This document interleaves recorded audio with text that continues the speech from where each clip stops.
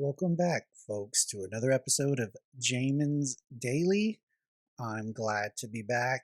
There's been a little bit of been absent. I've been gone for a while. Haven't done a video in probably going on a month, maybe, which is probably getting to the longest drought that I've had because we are quickly approaching the second anniversary of Jamin's Daily. So, thank you for to anybody who has watched an episode, who has liked an episode.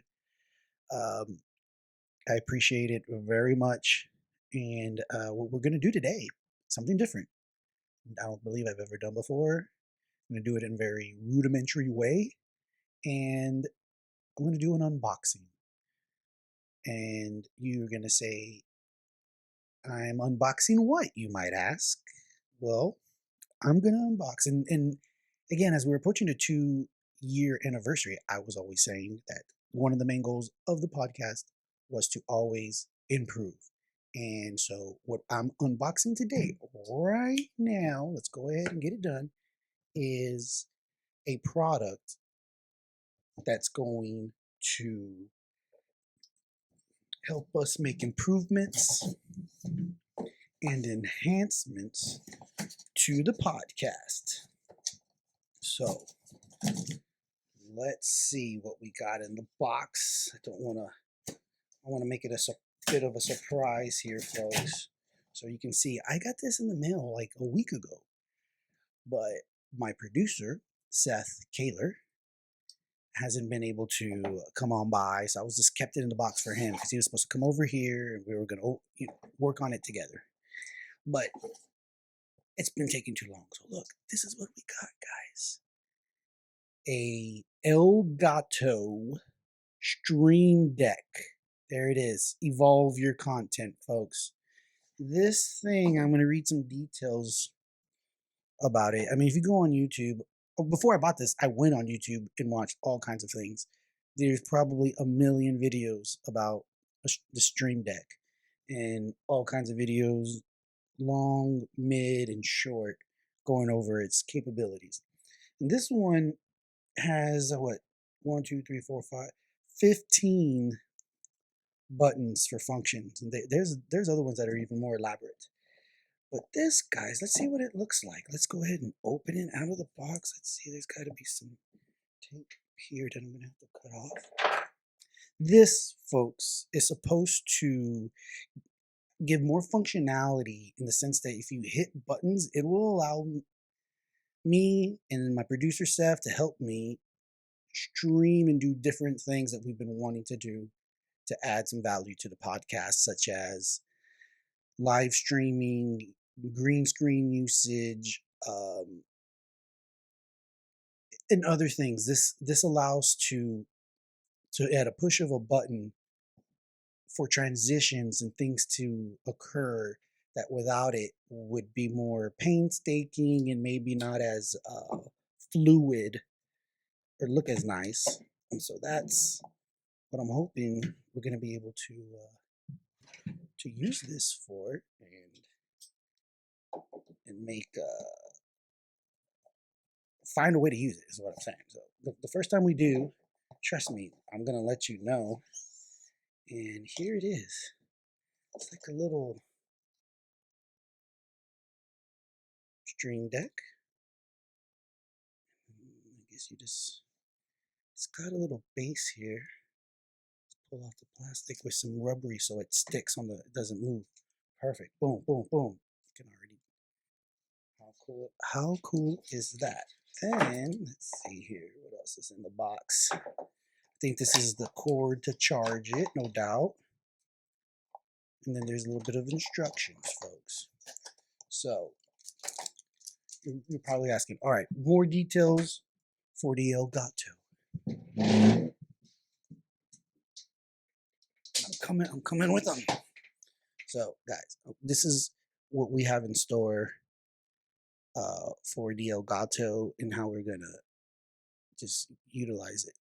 So look, according to Amazon, 15 micro keys It triggers actions in apps and software like OBS, which is what I'm using right now, and YouTube, which is also something that we use.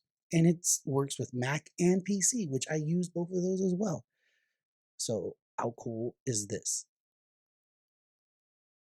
So stay tuned. We're going to take a break. When we get back, we're going to do one of my favorite segments to just finish up. And really what I'm trying to do right now is just get back in the groove, and get in front of the mic and talk, folks. So thanks for joining, watching the episode. Again, share, like, subscribe to the podcast. You can find us on Podbean. You can go to YouTube, subscribe that way. We're iTunes, all those good places, folks. When we get back, we're going to do some Yahoo headlines. Till then, stick with us. We'll be back. And we're back from the break. Finally took a while I'm still getting used to OBS again. Hadn't been working with it. Trying to find how I can get these Yahoo headlines working and functional. I think I figured it out, guys. So let's interact. Trump ordered to pay Omarosa Manigault Newman. Apparently, I think the story is they were suing her because she had a non-disclosure agreement, and then she wrote a tell-all book. Apparently, she had violated it. But apparently she didn't. She didn't get any money. All the money went to the lawyers. So the money Trump's doesn't have to pay her.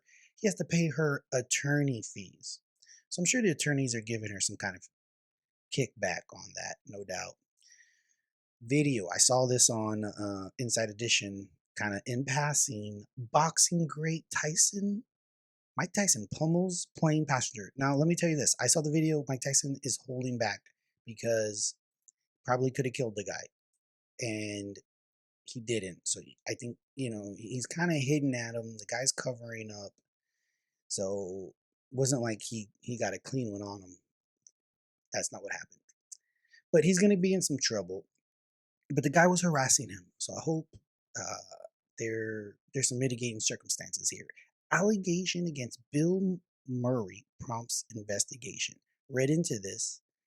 And what's insane is it's all anonymous, and they don't even tell you the severity. It has to be somewhat severe because they're working on a movie, and they stopped production of the entire movie over a single complaint. And that's how it's presented. In no way is it said that, there's this egregious allegation going on that it's so bad that we have to stop everything.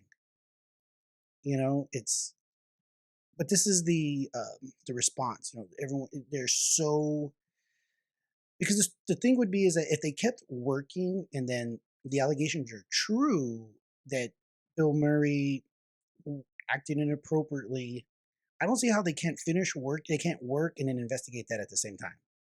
Like, why can't you continue to work so that the people who work on these things can get paid?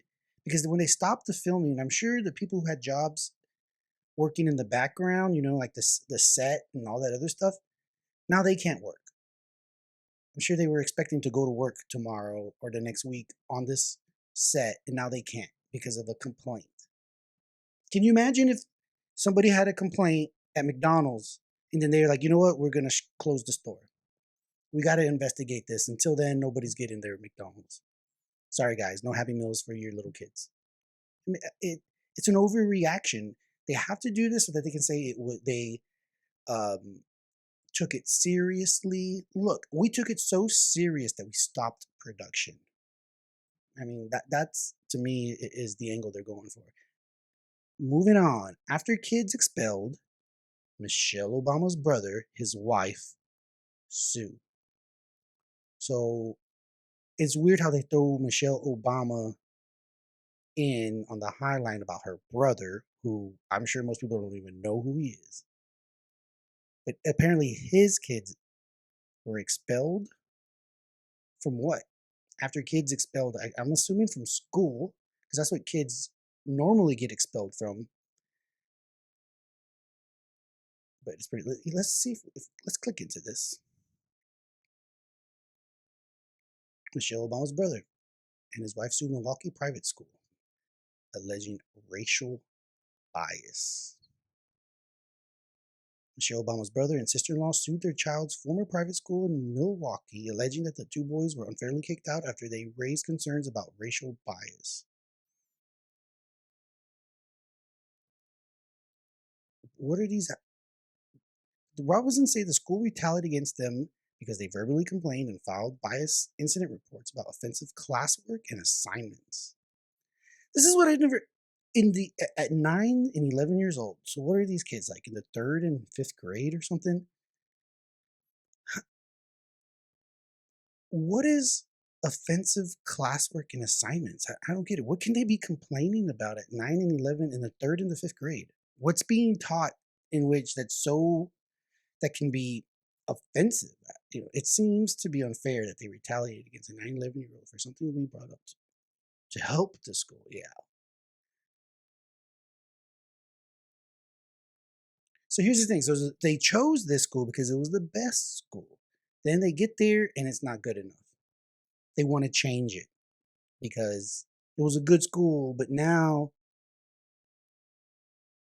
it says, however, it says here in 2020, November 2020, they told faculty and staff members that some of the language in various worksheets and projects was offensive to persons of color, persons with disabilities, Indigenous Americans, and other underrepresented. See, this is weird too. It's like, how can every one of these people be offended from the worksheets and projects? Like, I want to know what worksheets and projects can be, presented for students to work on that is offending every one of these people. It's crazy. In January 2021, Kelly Robinson submitted a bias incident report through the school's bias incident reporting system about classwork that included harmful content towards underrepresented students. The thing what's bizarre about this language salad that's going on here is that what does that even mean? What does harmful content towards underrepresented students in the at the 3rd and 5th grade level? Like I want to see the receipts. Like someone needs to show me what was being presented to students that is offensive to those people, because I'm technically a racial minority. I went to public schools. I did fairly well. I was in National Honor Society, made A's and B's the entire time. I can't remember a single time. And I went to school in the 90s, in the late 90s, early 2000s. I graduated in 2002. Before all this woke stuff was going about, and so I'm sure some of the stuff, there was more traditional and old school things in the textbooks that I was reading. I can never remember a single time that I'm reading something or had an assignment and I thought, wow, this is racist, or like, wow, this is like offensive to me as an American of Mexican descent. Like they're poking fun at Mexicans. I never read anything like this. It just never happened. And now all of a sudden, parents are looking at their 3rd and 5th grade kids' work and finding problems with it. Again, I wish they would present some evidence. It just says the worksheets. All right, well, let's highlight and show it. But, maybe they did. Maybe they did. But anyways, let's move on. Who cares? It's $30,000 tuition. Nobody's feeling sorry for these guys. Ooh, moving on. Let's see here. Actor Robert Morsi dies. Oh, that's sad. I don't really know who he is. AOC sounds alarm on another potential Capitol riot. Basically, what she's saying is that the Democrats lose, which they probably are, going to get slaughtered at the midterm elections. She's going to say that the Republicans are going to endorse another riot and be able to overturn the election, do all these crazy things. But I don't think that's true. Janine Perrios. Janine How do you... Pirro. I think Pirro. Phone rings on air, and the ringtone is exactly what you think. I want to see what it is. It's got to be something hilarious. What could it? What is it on the 5? Well, her song goes on. Let's watch it. What the hell's going on?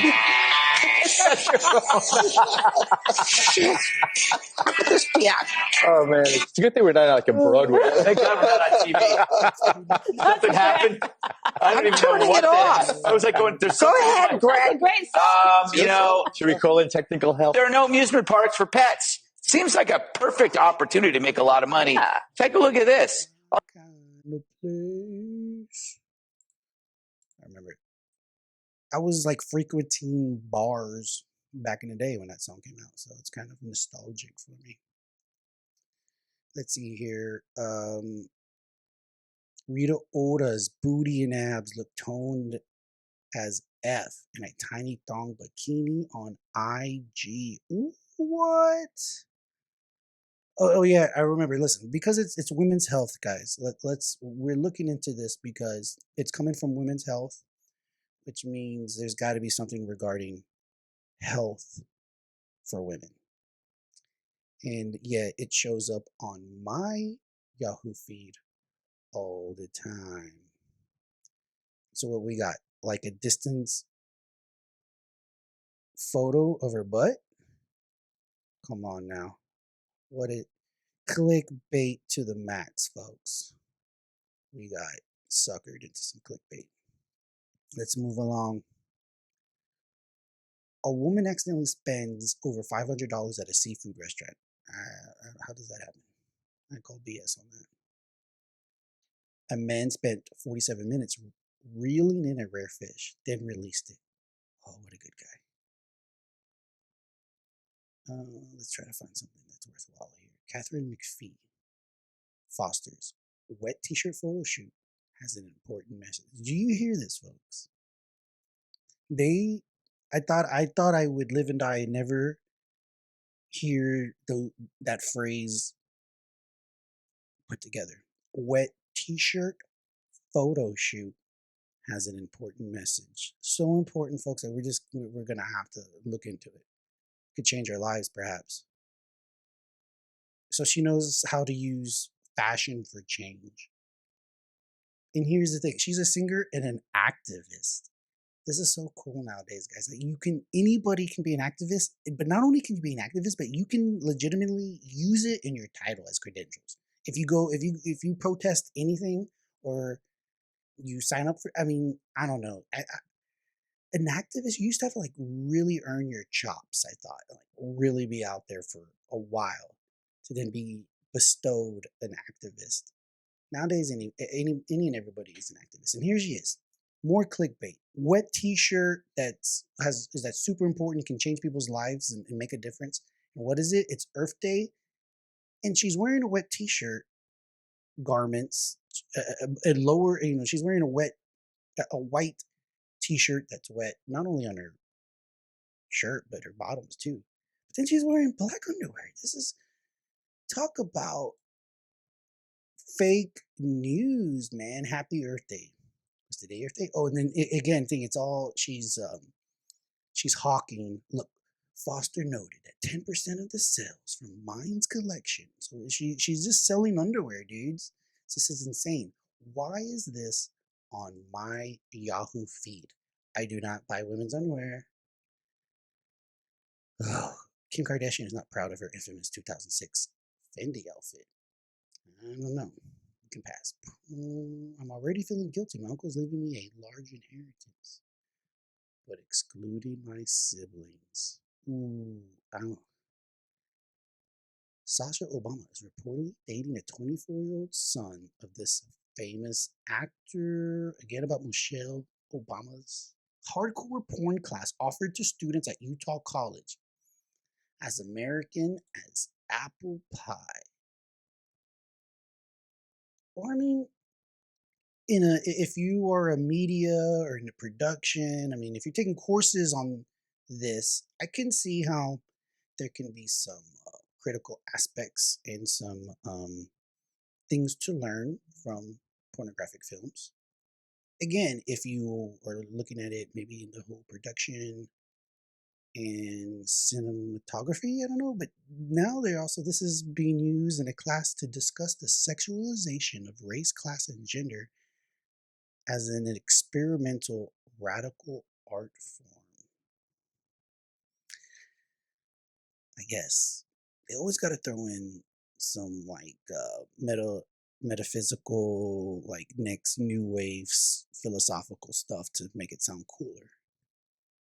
But I mean, I'm curious. I mean, how many it's going to be a class full of dudes. And who wants to watch porn? I would imagine that 99% of porn consumption is done alone by a single person watching it. I do know people watch porn together, but it's the small minority. It was 1%. If 100 videos are getting watched right now, this minute, it's 99. It's 98 dudes and 1 girl watching. Okay, that's my straight out of my butt statistics that I think is what's going on. And so in that classroom, can you imagine? Who wants to watch porn with stranger, your classmates in a class? It just would be a little weird for me. Maybe not. I don't know. Maybe I'm getting old. I'm 38 years old. Maybe I'm showing my age. Here's something funny, but what? Me? Racist? So here's the thing. Florida's education department gives examples of math textbook concerns. So I read this earlier. And so, you have math. There's word problems where they say X, Y, and Z. It used to be like, little Johnny is going to go visit his aunt in Chicago. If he takes the train and it's traveling 200 miles an hour and it's 2 o'clock and it's 340 miles to Chicago, what time will Johnny get to his destination? That used to be the word problems like that. Now, they literally try to throw in social justice philosophy in the word problems. So now it's like, little Johnny, whose white privilege allowed him to take a private jet to Chicago, was flying at 600 miles an hour. If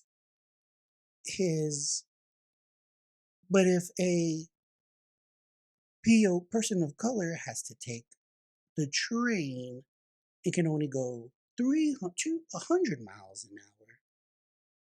How much slower will the person of color get to Chicago? Like they throw in all these weird, it is true. You think I'm lying? Let's look it up. Here it is. What? Me? Racist? More than 2 million people have tested their racial prejudice using an online version of implicit association test. Most groups' average scores fall between slight and moderate bias, but the difference amongst groups by age and by political identification are intriguing. In this section's exercise set, you will be working with models that measure bias.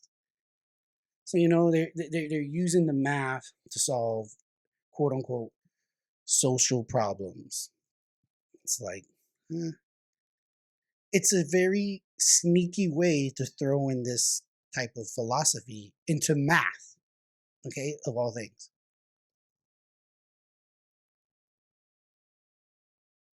Oh, here's one. I took my white husband's last name. I didn't realize it would affect the rest of my life. I mean, like, is this lady like, so the dude's white, maybe she's a person of color, maybe Asian perhaps, maybe not, I don't know, I can't tell for sure. But, I mean, if you're Asian, you marry a white guy, and your name is now Smith, I can see how that changes things. Or if it goes for white women as well. So if you're a white woman and you marry a Hispanic man, you may go from Jane Smith to Jane Rodriguez. And that changes. I mean, for both good and bad. I mean, it just changes in ways. Maybe the way people read things, and like they say, the way the preconceptions that people have. It may not be good or bad, but sometimes in your mind, if I'm reading something, so let's say I'm a boss and I'm having an interview, somebody's coming to visit me, or let's say the rep for some company is coming by to visit, and I've only ever talked to her. Her name's Jane Rodriguez.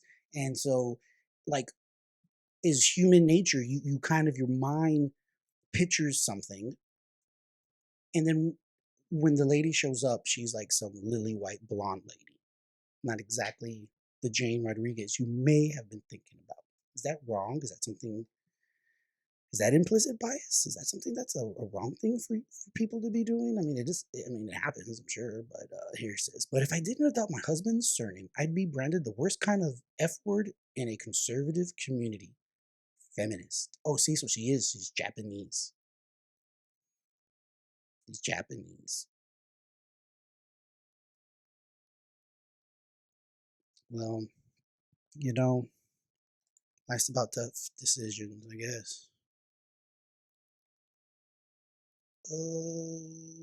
16-year-old former Walmart employee with Down syndrome was rewarded $300,000 after being fired.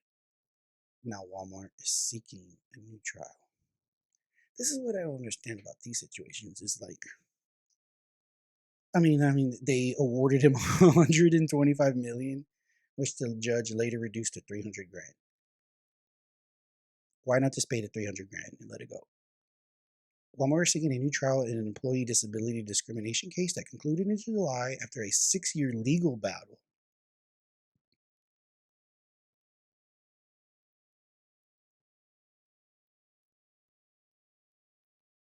Spieth was fired for excessive absenteeism in 2015 after Walmart transitioned to a digital timetable system, which altered her longtime work schedule. Spieth and her sister repeatedly requested for her old shifts to be reinstated, according to the lawsuit. Instead, she was fired. Well, I don't know, man. I have a child with special needs too, and companies like HEB, a grocery store, HEB, Walmart. I mean, they go out of their way to hire these people to give them jobs. McDonald's. I've been to these places. You see people with special needs who are working there.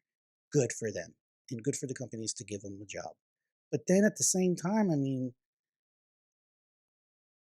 I don't know. Maybe that one particular Walmart could have worked it out better. But I mean, at the same time, if it's a ginormous burden and you can't figure out how to use the new digital timetable system, someone needs to help you. Then something should have been put in there. But $125 million worth of damages? Come on. I mean, that's why I feel like somebody was wronged. Okay, they made a mistake. Maybe it didn't work out. 300 grand here. That sounds fair to me. I don't know. Maybe I'm wrong. If I'm wrong, folks, send me an email to jaminsdaily@gmail.com and I'd be happy to email you back. Or go to YouTube and you can leave a comment as you subscribe and share with all your friends and family, folks. We're going to do just a couple of more. And then I think this was a pretty good first run, get back in the groove since I've been gone for quite a while. This is CNN Plus is dead. Here's what killed the streaming news service only a month after it began. Hannah Gutierrez Reed claims exoneration. So this was like with the whole Alec Baldwin situation. They're trying to blame her. I mean, when I look, that's the other thing. This lady, Hannah Reed Gutierrez, was the set armorer or something like that. Like she's in charge of all the weapons and guns. Which I want to know, how do you fall into that kind of job? I mean, that sounds pretty cool. This guy right here, armorer Hannah Gutierrez Reed. I don't know. I want to know what the credentials look like to do that, because it sounds like a cool job. I mean, do you have to have like law enforcement? Do you need to have maybe be like a range, like a gun range marshal? You worked at a gun range, you know how to handle weapons? Or do you go to, like in film school, there are particular like classes you can take about props and handling weapons and on set? I know, that'd be cool. If you know, hit me up. Let me know, folks. Lastly, let's look into this. This guy right here, cross champ Justin Medeiros reveals the biggest mistake. You know what the biggest mistake he says is that people don't. There's no consistency when people work out. You'll see people go for a couple weeks and pump it up, and then they trail off. Others a couple of days work real hard and then they trail off. So basically, what he's saying is, most people, that's what happens. White principal claims she was bullied into quitting after racist slip of the tongue. He fell off his canoe at a Florida park, then entered treacherous terrain. That sounds like a drama made for TV. Said lastly, but I'm still trying to find. Here's one. Can you imagine this? This can't be true. Local vets who restored antique helicopters say person who donated took it back. The person who donated it took it back. That's got to be terrible. Again, folks at home, I always tell you, this is the internet. You're only going to get one story half the time. You get one side. Then we got to figure out whoever gave it to them and then took it back. I want to hear from that person what the heck's going on. It's probably in this article, but we're not going to read it because this segment is going to end. And we're going to call it a day. Thanks for joining me, Jamin, with Jamin's Daily. Until the next time, stick with us because the best is yet to come.